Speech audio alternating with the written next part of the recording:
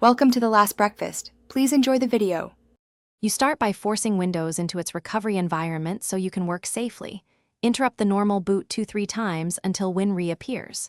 Once there, choose Troubleshoot and Advanced Options, then Startup Settings. Make sure to restart and press 4 or F4 to enter safe mode. That isolates the black screen while keeping your files intact. If you already prepared a recovery USB, boot from that and pick Repair Your Computer instead, because Safe Mode gives you immediate access to drivers and system tools to fix the loading cursor issue. Once you're in safe mode, focus on the two common culprits: graphics drivers and corrupted system files. You should open Device Manager and either roll back the display driver or uninstall it so Windows can reload a generic driver on reboot.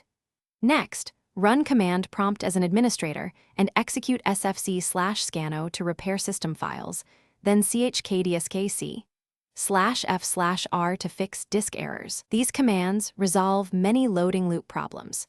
Make sure to disable fast startup in Power Options, and you finish by restoring a known good state or replacing the damaged profile. If available, run System Restore to a date before the black screen started, because it reverses recent faulty changes. If that fails, create a new local administrator account to check whether your user profile is corrupt. Logging in there often proves the cause. As a last resort, choose Reset this PC and select Keep My Files or perform a clean install. If problems continue, try rechecking connections and running hardware diagnostics as a troubleshooting tip.